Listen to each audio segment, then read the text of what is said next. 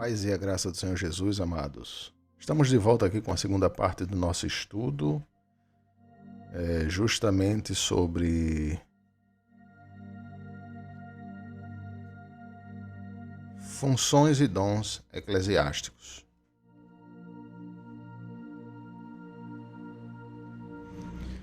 Essa é a segunda parte, vai ser muito interessante, e se você não acompanhou a primeira, eu peço ao amado irmão ou irmã que verifique a primeira parte no na nossa página do YouTube, para você ficar atento. Ou requisite através dos comentários, coloque o seu e-mail que a gente manda a apostila para você. Amém? A apostila em PDF você pode estar imprimindo em nome de Jesus.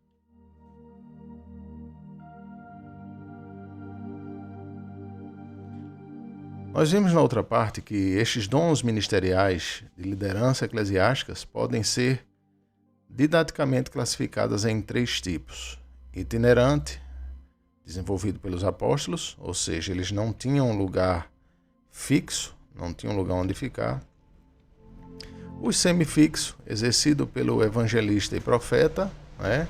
Eles fazem parte ali daquela comunidade, e o fixo, exercido por pastor e mestre. Eles são fixos mesmo na comunidade, né?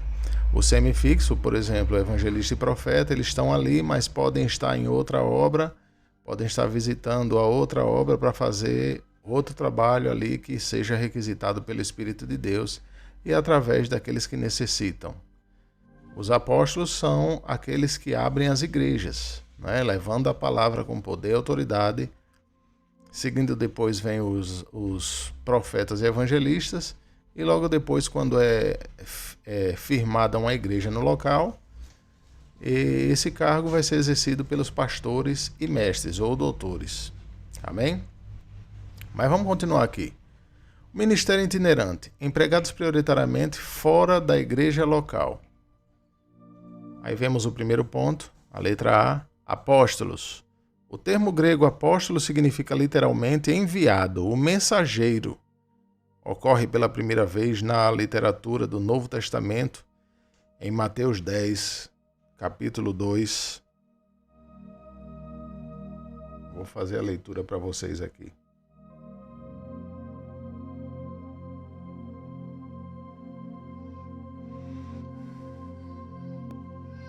Mateus, capítulo 10, versículo 2. Aí sim. Vamos lá. Ora, os nomes dos 12 apóstolos são estes. Os primeiros, Simão, chamado Pedro, e André, seu irmão. Tiago, filho de Zebedeu, e João, seu irmão. Filipe e Bartolomeu, Tomé e Mateus, o publicano. Tiago, filho de Alfeu, e Lebeu, apelidado Tadeu. Simão, o Zelote, e Judas Iscariotes, aquele que traiu Jesus. Jesus enviou estes 12 e lhe ordenou, dizendo: Não ireis pelo caminho da gente, nem entrarei em cidade de samaritano, mas ide antes as ovelhas perdidas da casa de Israel. E indo pregai, dizendo: É chegado o reino dos céus. Curai enfermos, limpai os leprosos, ressuscitai os mortos, expulsai os demônios, de graça recebestes, de graças também dê. Então aqui foi a primeira comissão dos apóstolos. Amém, meus amados? Aqui os apóstolos foram comissionados a ir e ressuscitar mortos, curar leprosos.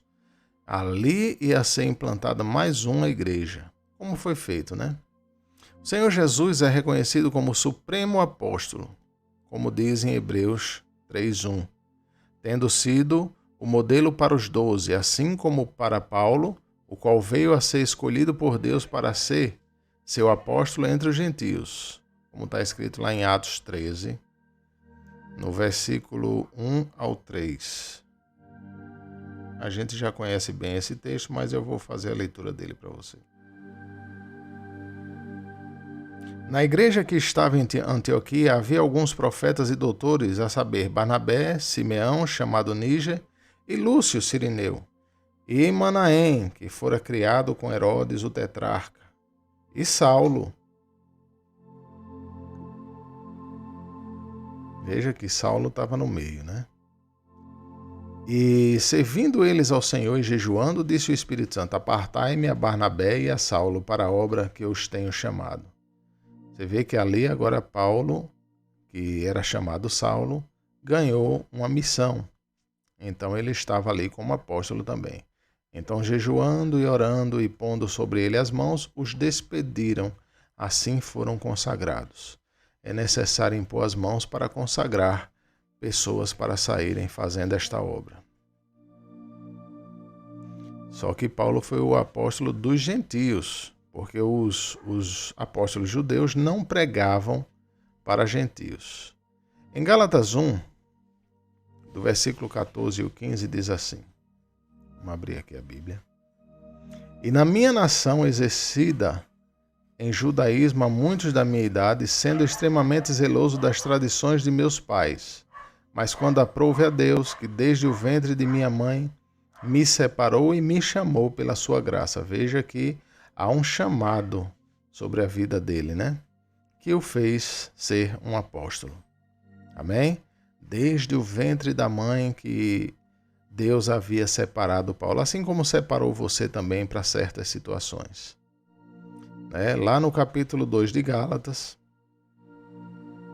do versículo 7 ao 8, diz assim: Antes, pelo contrário, quando viram que o evangelho da incircuncisão me estava confiado, como a Pedro o da circuncisão, porque aquele que operou eficazmente em Pedro para o apostolado da circuncisão, esse operou também em mim, com eficácia para com os gentios.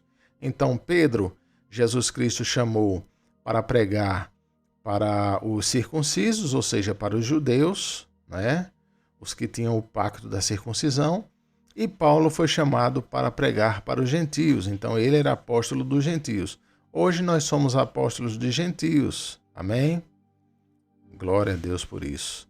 A partir do Pentecoste, os 12 assumiram a proclamação do evangelho ao mundo, tornando-se, juntamente com os profetas do Antigo Testamento, o fundamento da igreja. Como diz lá em Éfeso 2:20. Efésios 2:20, que diz assim: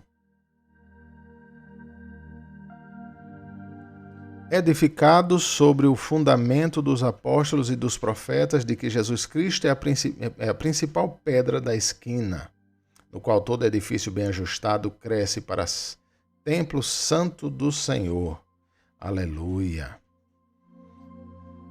Apóstolos originais, em sentido restrito, designam os 12, como você vê lá em Lucas 6:13, Atos 1:26 e Atos 2:14. E Paulo, Romanos 1:1, 1 Coríntios 1:1 e 2. Esses apóstolos originais eram testemunhas da ressurreição de Cristo. Atos 1:22. Lembra do texto? Ser-me-eis testemunha tanto em Jerusalém quanto na Judéia. Lá em 1:22. Começando desde o batismo de João até o dia em que dentre nós foi recebido em cima um deles, se faça conosco testemunha da sua ressurreição. Esse foi Paulo, né? 1 Coríntios 9:1. Eu vou fazer a leitura para vocês. Não sou eu apóstolo? Não sou livre? Não vi eu a Jesus Cristo, Senhor nosso? Não sois vós a minha obra no Senhor? Se eu não sou apóstolo para os outros, ao menos o sou para vós, porque vós sois o selo do meu apostolado no Senhor. Isso Paulo falando de como Deus o havia chamado. Escolhidos pessoalmente pelo Senhor. Marcos 3, do 13 ao 19. Vamos lá. No livro de Marcos, hoje a cachorrada aqui está solta, viu? 3, do 13 ao 19. E subiu ao monte e chamou para si os que ele quis, e vieram a ele, e nomeou 12 para que estivessem com ele e os mandasse a pregar. E para que tivesse o poder de curar as enfermidades e expulsar os demônios, Simão, a quem pôs o nome Pedro, Tiago, filho de Zebedeu, e João, irmão de Tiago, aos quais pôs o nome de Boanerges, que significa filhos do trovão, André e Filipe e Bartolomeu, Mateus e Tomé, Tiago, filho de Alfeu, Tadeu e Simão, o Zelote, né? Escolhidos todos pessoalmente. E o próprio Judas Iscariotes foi quem traiu Jesus, que também Jesus o escolheu. Amém? Lá em Gálatas 1:1, ele mesmo diz, o próprio Paulo fala: Paulo, apóstolo, não da parte dos homens, nem por homem algum, mas por Jesus Cristo e por Deus Pai, que o ressuscitou dos mortos. Então Paulo ele foi apóstolo escolhido por Jesus. Não foi homem nenhum que o chamou para fazer a missão, né? Formando ao lado dos profetas do Antigo Testamento o fundamento sobre o qual a igreja está construída. Efésios 2:20. Vamos ver aqui para conferir Atos 2:42.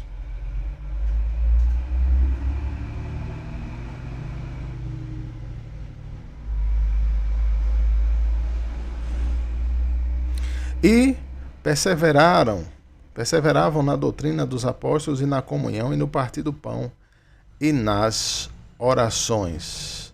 Era essa a perseverança. Nesse sentido restrito, o dom de apóstolo não mais existiria. Isso aqui está errado, viu, irmãos? Existiria, certo? Mas no sentido restrito. No caso das escolhas, né? Da escolha feita por Jesus, nós teríamos aí apóstolos originais. Mas hoje o Senhor ainda continua chamando pessoas para fazer aquilo que ele determinou para que fosse feito, né? Não apóstolos de hierarquia, eu não estou falando dos apóstolos que se intitulam apóstolos por causa de títulos, não. Mas aqueles que são enviados, eles mudam a vida dele. E não é às vezes para melhor não, viu, irmãos? Muda para uma situação às vezes pior. Por isso que não é todo mundo que consegue estar na posição de apóstolo.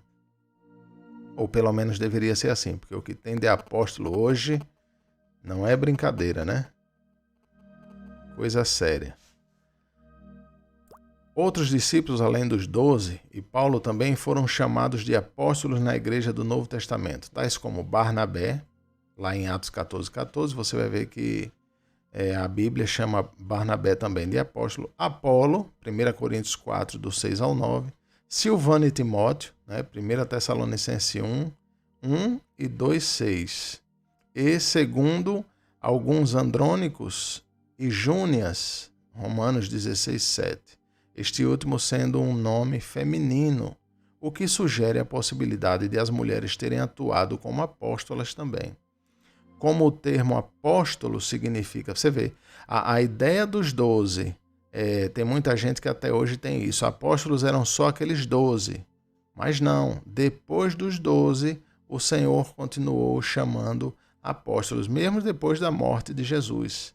Então, até os dias de hoje, a questão do apóstolo ainda é evidente, mas para aquele apostolado verdadeiro, não é para o apostolado de mentira, não. Os apóstolos tudo de carro zero, tudo de carrão, coisa boa, né? Ai, como é difícil.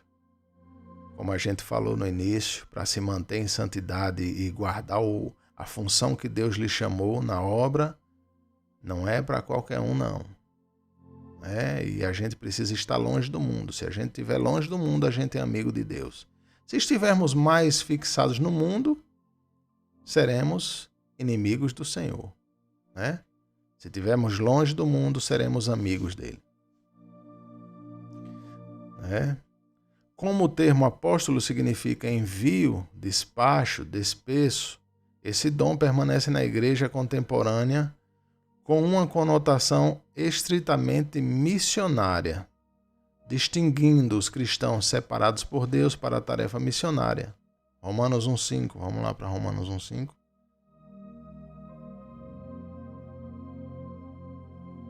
pelo qual recebemos a graça e o apostolado para a obediência da fé entre todas as gentes, pelo seu nome, entre as quais sois também chamados para serdes de Jesus Cristo. Eu li até o 6. 1 Coríntios 9, 2.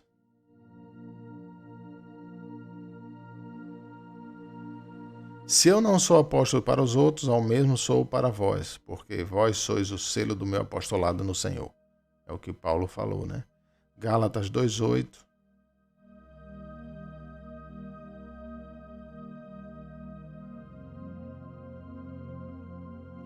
Porque aquele que operou eficazmente em Pedro para o apostolado da circuncisão, esse operou também em mim com eficácia para com os gentios, né?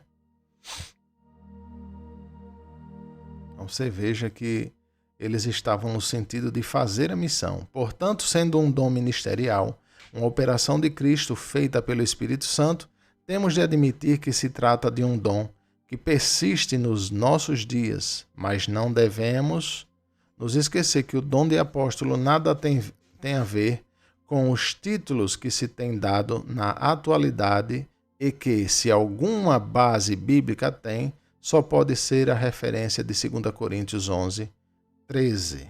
2 Coríntios, vamos lá, capítulo 11, versículo 13. Porque tais falsos apóstolos são obreiros fraudulentos, transfigurando-se em apóstolos de Cristo. Olha, repare só.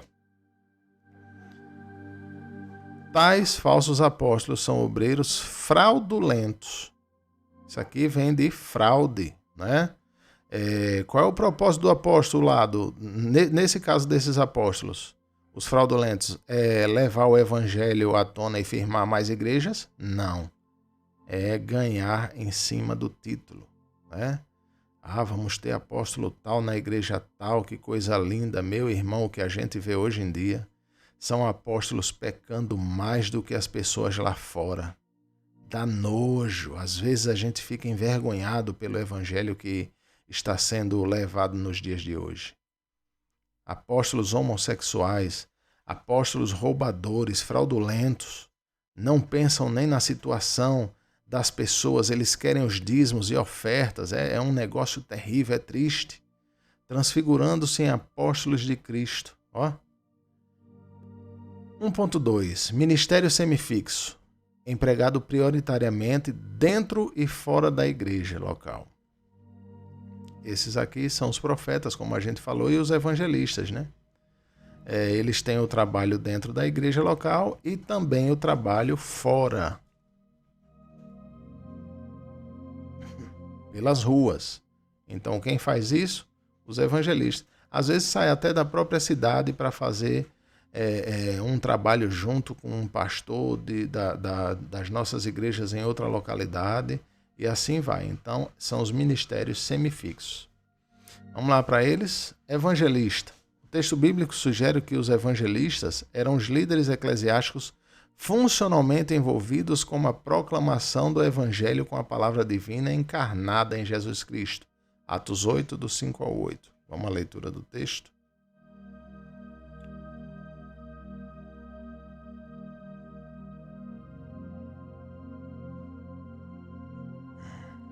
E descendo Filipe à cidade de Samaria,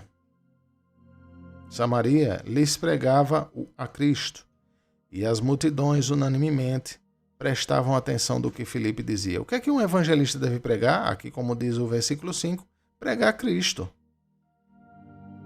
E as multidões unanimemente prestavam atenção ao que Filipe dizia, porque ouviam e viam os sinais que ele fazia. Veja que evangelista, assim como o profeta, precisa ter sinais. Uma cura, uma restauração, uma libertação, são sinais que precisam estar na vida do evangelista e do profeta. Pois que os espíritos imundos saíam de muitos que os tinham, clamando em alta voz, e muitos paralíticos e coxos eram curados. E havia grande alegria naquela cidade, aleluia. Diferentemente dos apóstolos que, em geral, viajando para uma cidade, permaneciam evangelizando ali, a fim de organizarem uma nova igreja local, como diz lá em Atos 20, do 1 ao 3. né?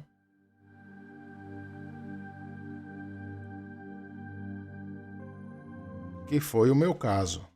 O Senhor me chamou para isso, para formar igrejas. E eu tenho feito com muito zelo e muita dificuldade, porque eu mesmo não tenho aquela ideia de ganhar em cima dos outros, né? Eu sou suspeito até em falar isso, mas é notório quando a gente vê pessoas aí fora fazendo realmente o que não deveria.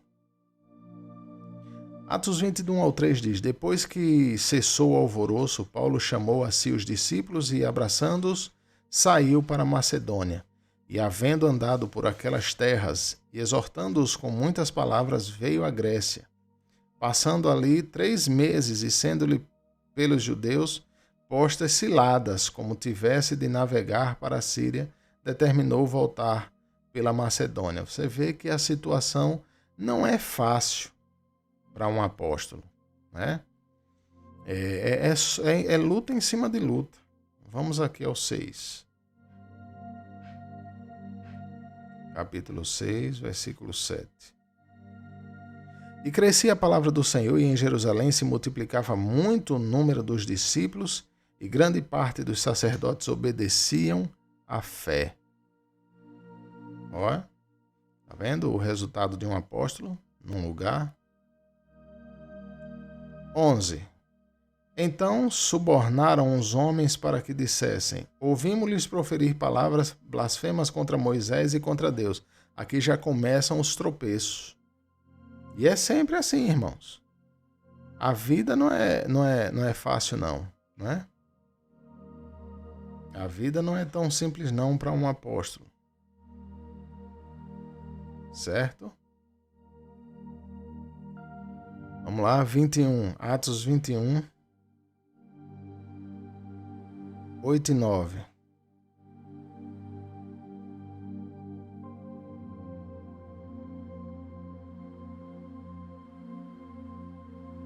No dia seguinte, partindo dali Paulo e nós, que com ele estávamos, chegamos a Cesareias. E entrando em casa de Filipe, o evangelista, que era um dos 7, ficamos com ele. Tinha este 4 filhas donzelas que profetizavam. O cara era evangelista e as filhas profetisas. Os evangelistas possivelmente auxiliavam na proclamação do evangelho aos incrédulos junto à igreja, já construídas, conforme Filipe, o evangelista, que residia na cidade de Cesareia, como diz aqui no texto, no versículo 8 de Atos 21. Ou seja, os evangelistas proclamavam a palavra na região onde estavam congregados. Paulo, sabendo da importância desse dom, disse a Timóteo: Mas tu, sê sóbrio, em tudo sofre as aflições, faze a obra de um evangelista, cumpre o teu ministério. Então, Paulo aqui, em 2 Timóteo 4,5, chama a Timóteo de evangelista. Evangelista, a primeira função para Timóteo foi evangelista, antes de apóstolo, né? Vamos para o ponto B, profetas. O vocábulo profeta é a transliteração do termo grego profetes, que significa aquele que prediz ou aquele que conta de antemão. Comum na descrição dos profetas do Antigo Testamento. Às vezes eram até chamados de videntes, né? Cada rei tinha o seu vidente naquela época, então eram os profetas.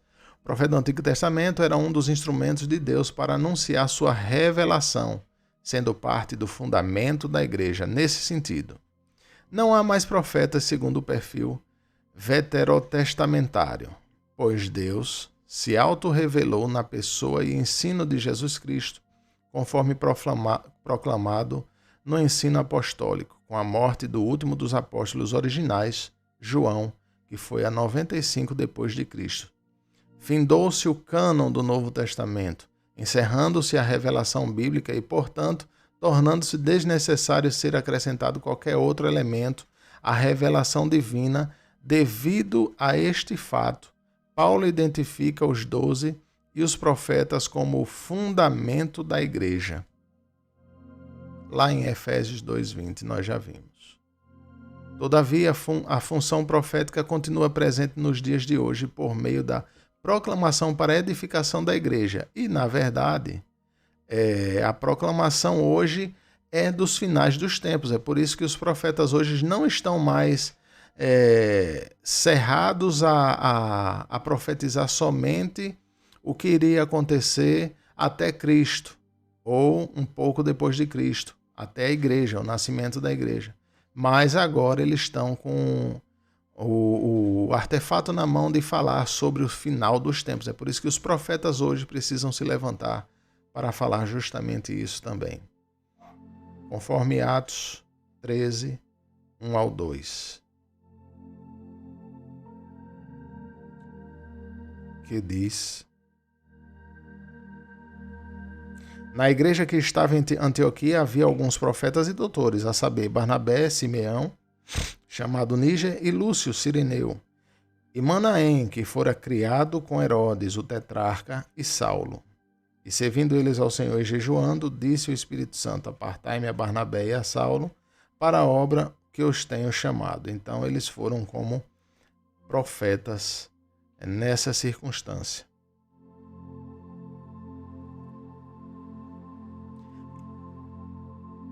Evangelização dos incrédulos também, não só a proclamação para a edificação da igreja, mas a evangelização dos incrédulos.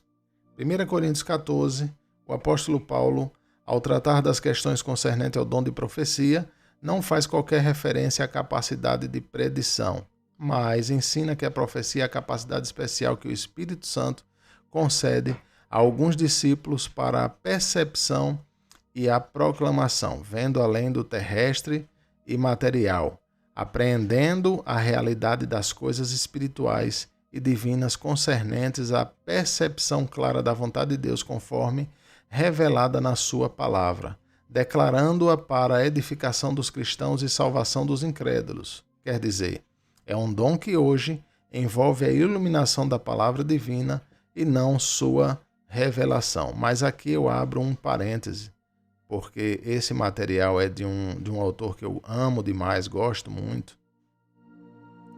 Porém, ele é daqueles que eu quero avisar para vocês, é por isso que eu fiz questão de ler, que muitos tratam como algumas funções da igreja estariam simplesmente encerradas, ou em algumas igrejas nós vemos que, por exemplo, não se crê mais em cura divina, por exemplo. Então eles não creem mais no dom da cura, né? Algumas igrejas deixam de crer em dons espirituais e outras deixam de crer em dons ministeriais, como é o caso do autor dessa parte que eu trouxe para vocês. Mas eu quero dizer a vocês que o profeta também ele tem o poder de predizer e prever hoje, nos dias de hoje, porque o dom é assim: ô pastor Juninho, por que você trouxe isso aqui? Porque isso aqui vai confrontar a gente para que vocês entendam a realidade. O que é que vocês veem? Porque muitas vezes eu estou falando de mim, eu já vi muitas cenas acontecerem antes que acontecesse. Então o Senhor já havia me falado. Por exemplo, o Senhor me falou há muitos anos atrás, eu até citei na igreja, lá em 2010, 2012 mais ou menos, eu citei que lá para o ano de 2030 estaríamos próximo do fim. Então o Senhor me mostrou isso. Ô pastor Júnior, mas você acha que vai acontecer mesmo? Amados, pelo jeito que as coisas estão no mundo, né? O Senhor me mostrou o ano, me mostrou o tempo, e eu via de 2027 a 2033 todo o início do fim da igreja aqui na terra. Amém? Saiba disso. E para vocês se alertarem que ainda existem igrejas que não creem em cura, porque acham que cura foi só no passado. E as pessoas devem viver tomando remédios. E não é assim que deve funcionar, amados. Amém? Você crê nisso? Então vamos continuar. Não há evidências neotestamentárias precisas quanto à possibilidade dos membros desse ministério exercer um ministério itinerante. Em 1 Coríntios 14, eles são descritos como atuantes no culto de adoração, e no texto de Atos 21:9 registra que a comunidade cristã de Cesareia possuía pelo menos 4 profetas, as quais habitavam na própria cidade. Né? Atos 21:8. Inclusive, o próprio Jesus Cristo é profeta até hoje. Vamos lá, Atos 21. Novamente. Não, acho que a gente não pegou Atos 21 não, hoje. No dia seguinte, partindo dali Paulo e nós, que com ele estávamos, chegamos a Cesareia e, entrando em casa de Filipe, o evangelista, que era um dos 7, ficamos com ele. Também em Atos 13, do 1 ao 3.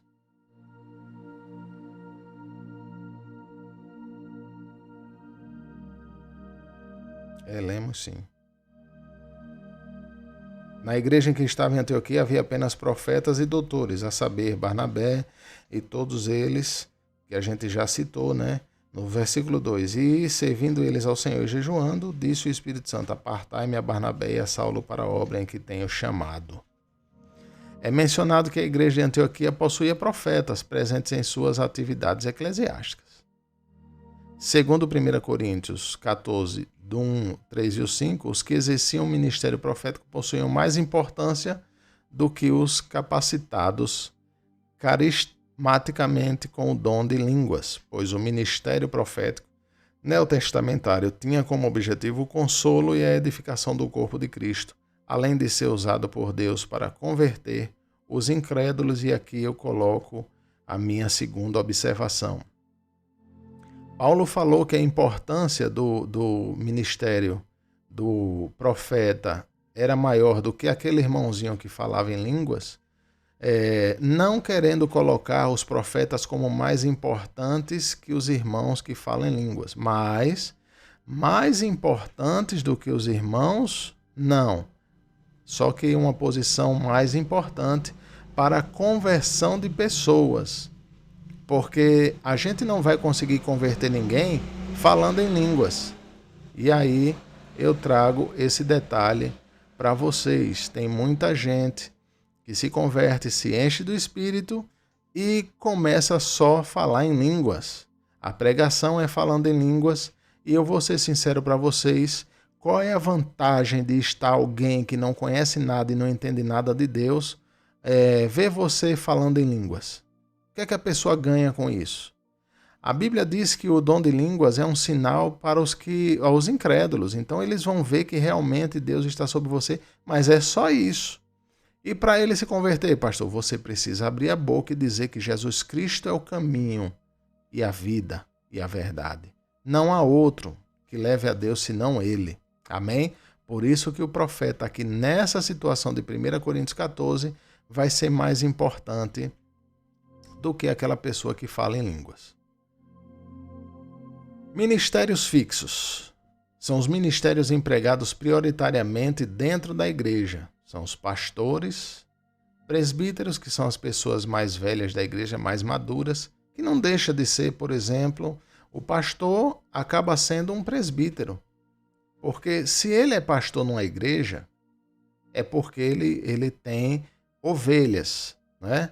Um pastor sem ovelhas não pode ser pastor. Ele é um copastor, ele é um aprendiz de pastor. Pastor precisa de ovelha. Ovelha não precisa de pastor. Aliás, precisa, mas eu não posso dizer que uma pessoa deixou de ser ovelha porque não tem pastor. É uma ovelha desgarrada.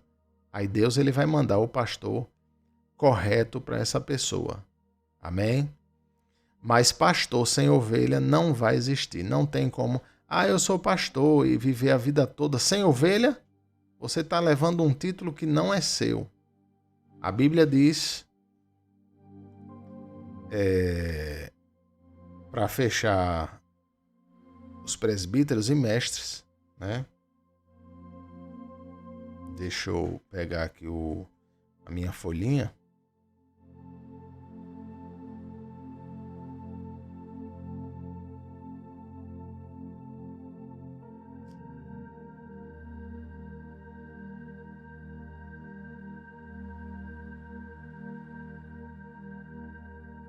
Jeremias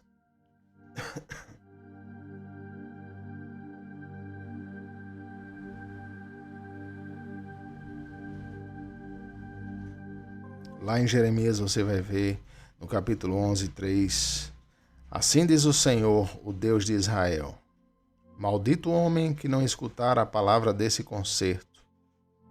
17:5, no próprio Jeremias, assim diz o Senhor, maldito o homem que confia no homem. Tem gente que ainda prega assim, maldito o homem, a palavra de Deus diz que maldito é o homem que confia em outro homem. Não, a palavra de Deus diz, maldito o homem que confia nele mesmo e faz da carne o seu braço e aparta o seu coração do Senhor.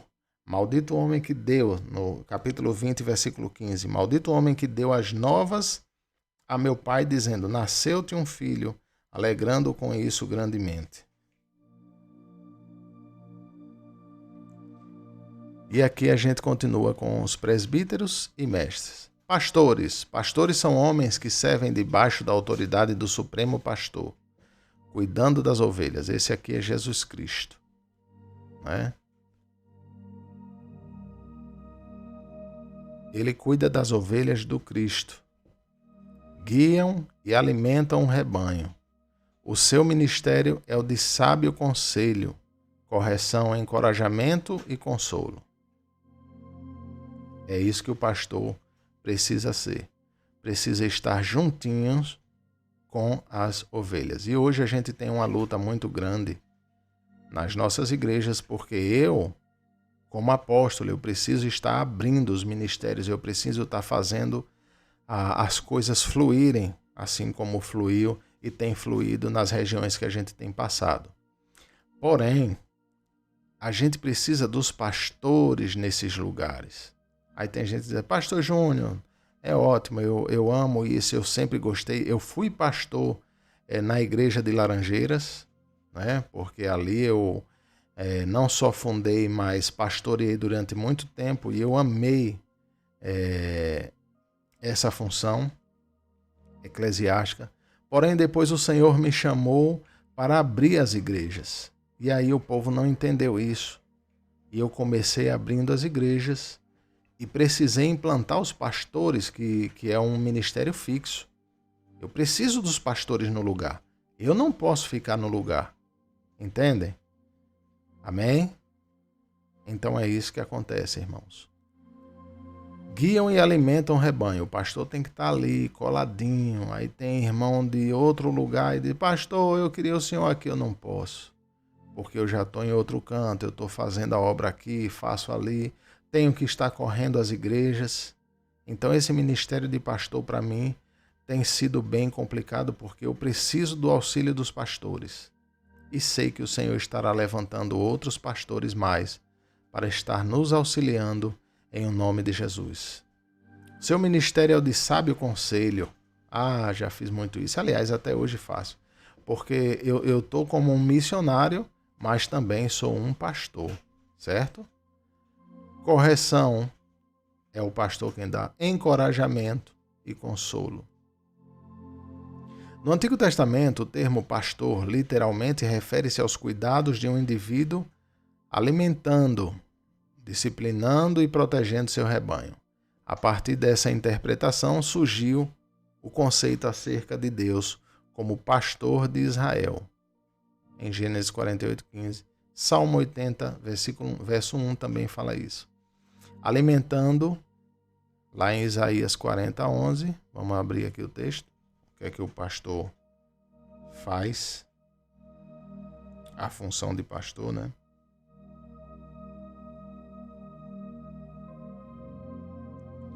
Isaías 40, verso 11. Como o pastor apacentará o seu rebanho, entre os braços recolherá os cordeirinhos e os levará no seu regaço. As que amamentam, ele as guiará mansamente. Amém? Essa é a função do pastor. E pastor, os pastores que o Senhor me pediu para levantar, eles precisam fazer isso. Precisam fazer Isaías 40:11.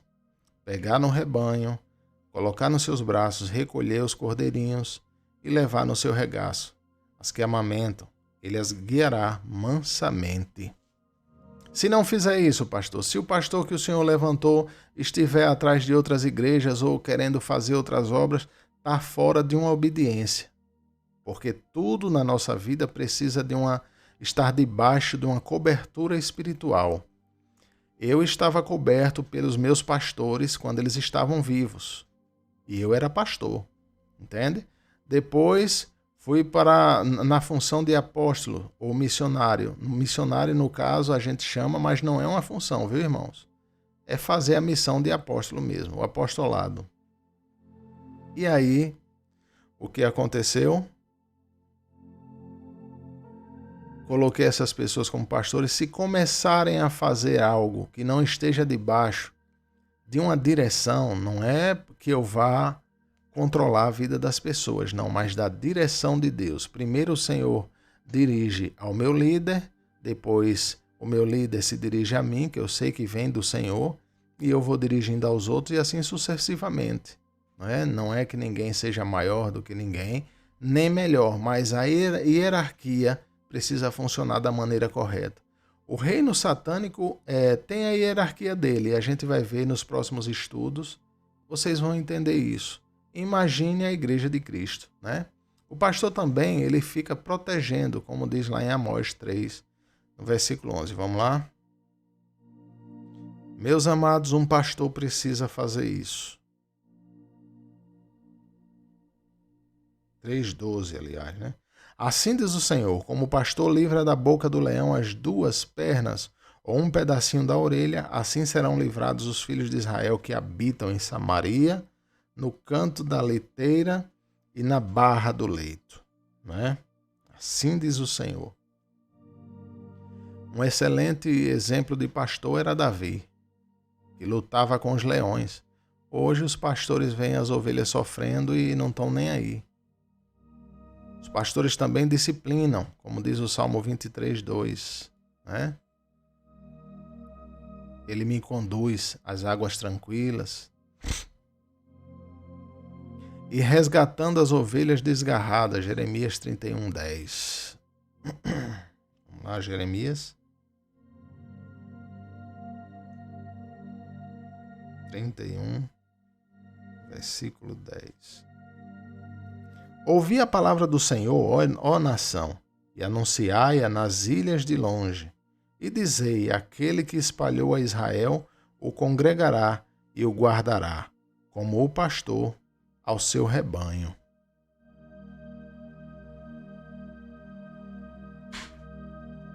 Ezequiel 34:12.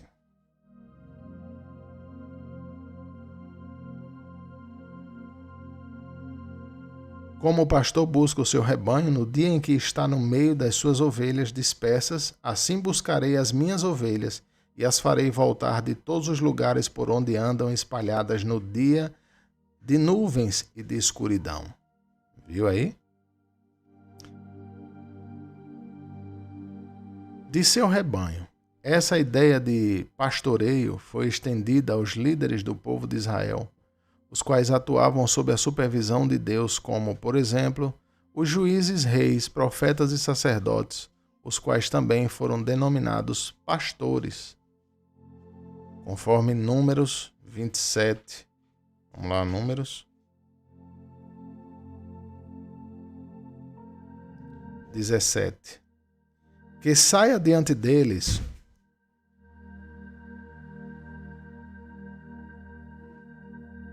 e que entre diante deles, e que os faça sair, e que os faça entrar, para que a congregação do Senhor não seja como ovelha que não tem pastor.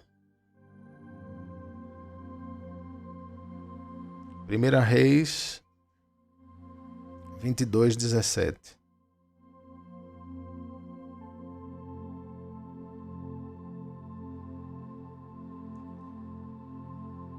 Então disse ele: vi todo Israel disperso pelos montes como ovelha que não tem pastor. E disse o Senhor: estes não têm senhor. Tome cada um em paz para a sua casa. Torne cada um em paz para a sua casa. Jeremias 2:8.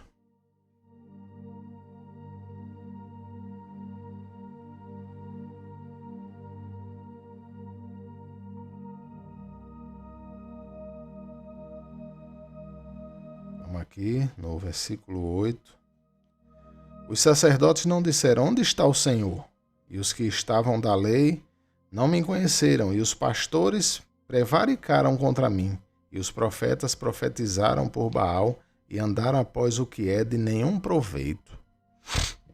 Ezequiel 34, versículo 2. Agora é pancada, viu, para os pastores.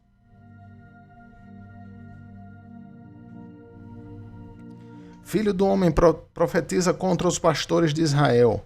Profetiza e diz aos pastores: assim diz o Senhor Jeová: ai dos pastores de Israel que se apacentam a si mesmos. Não apacentarão os pastores as ovelhas? Comeis a gordura e vos vestis de lã, e degolais o cevado, mas não apacentais as ovelhas. Misericórdia. No Novo Testamento, o termo pastor é a tradução do vocábulo grego poimen, podendo ser interpretado como pastor, guia, ministro, clérigo, superintendente, inspetor, diretor, tutor, guardião, né? Tem até outras formas também. Lá nos Estados Unidos gostam de chamar muito de reverendo. Os escritores inspirados no Novo Testamento mantiveram a ideia veterotestamentária do termo pastor, aplicando-se ao Senhor Jesus Cristo como o pastor. Lá em João 10, no versículo 2, 11, 14 e 16. E assim reconhecendo suas atribuições como aquele que exerce a função de pastoreio do rebanho do Pai. Mateus 25, 32. Vamos lá, Mateus 25.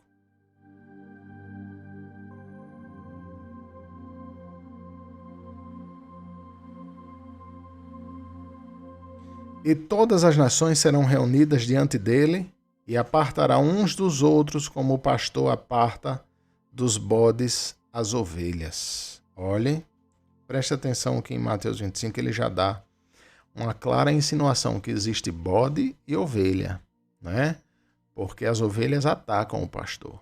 Aliás, as ovelhas obedecem ao pastor e os bodes atacam o pastor. Aqui em 26:31 de Mateus diz, vamos ao texto.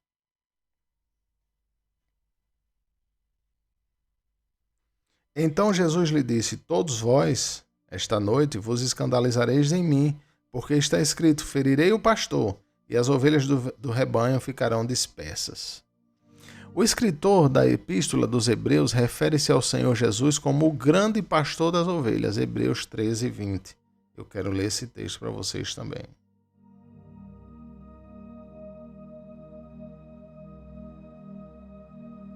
Ora, o Deus de paz, que pelo sangue do Cordeiro, do concerto eterno, tornou a trazer dos mortos ao nosso Senhor Jesus Cristo, grande pastor das ovelhas, vos aperfeiçoe em toda boa obra para fazerdes a sua vontade, operando em vós o que perante ele é agradável, por Cristo Jesus, a qual seja glória para todos sempre. Amém. E a primeira epístola de Pedro, por sua vez, o declara como sendo pastor e bispo das vossas almas. 1 Pedro 2, 25.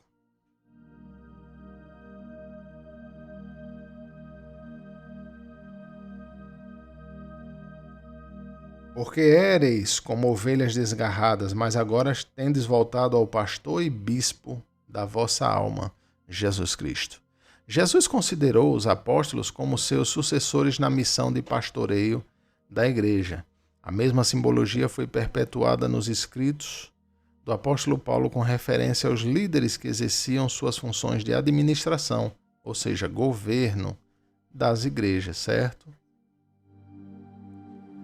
Conforme Carlos Alberto de Araújo, a partir do termo neotestamentário poimen, é possível listar diversas interpretações para o ato daquele que pastoreia a igreja, como por exemplo, vigilância, conserva-se no constante exercício de suas funções, concentrando ou exercendo a sua influência benéfica ou protetora sobre o rebanho, além de permanecer em perene atividade. A alimentação fortalece espiritualmente o rebanho de Cristo por meio do ensino da palavra.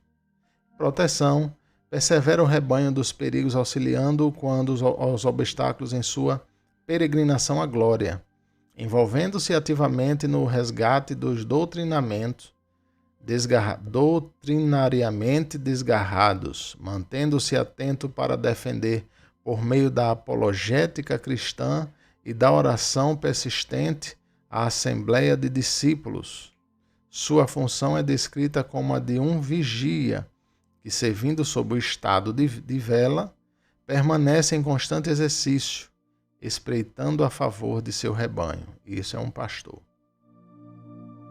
Deve ser ressaltado que o Novo Testamento não menciona a existência de uma hierarquia eclesiástica com os que presidem a congregação sendo mais espirituais do que aqueles que estão sob seus cuidados pastorais. O único que está de forma absoluta, espiritualmente e hierarquicamente acima dos membros da igreja é Jesus Cristo, o Senhor da igreja, sendo ele seu único mediador, intercessor e sumo sacerdote. Nenhum líder possui o direito de ser reconhecido como espiritualmente superior ao restante dos membros da igreja, à semelhança de um pontífice entre Deus e os seres humanos, isto é, como uma espécie de ponte entre Deus e os discípulos, né? Por meio da qual fluíram bênçãos. Esse tipo de posição da hierarquia religiosa ocorria no Antigo Testamento, na pessoa dos sacerdotes do templo, que tinham os pontífices. Até hoje você vê que os apostólicos romanos eles têm um pontífice, né? Uma pessoa que serve de ponte entre o homem e Deus. É tanto que os padres, hoje, os papas são considerados as pessoas que representam Deus aqui na Terra, ou seja, eles têm a ligação suprema. E isso, na verdade, não existe, né?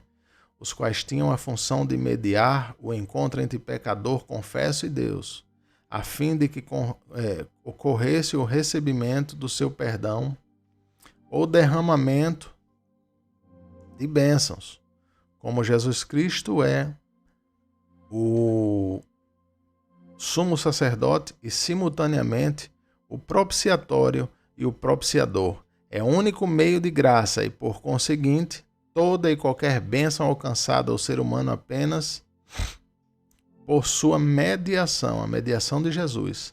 Assim pode-se concluir que não há qualquer ministério eclesiástico humano que deva ser reconhecido como espiritualmente superior ao restante dos membros da igreja e por meio do qual os discípulos recorram para que as bênçãos sejam-lhe derramadas. Amém? Glória a Deus. Eu vou ficar por aqui e até a próxima aula, em nome de Jesus. Deus seja louvado na vida de vocês. Amo vocês e fiquem em paz para a honra e glória do Senhor. Voltaremos na próxima aula. Deus abençoe a todos.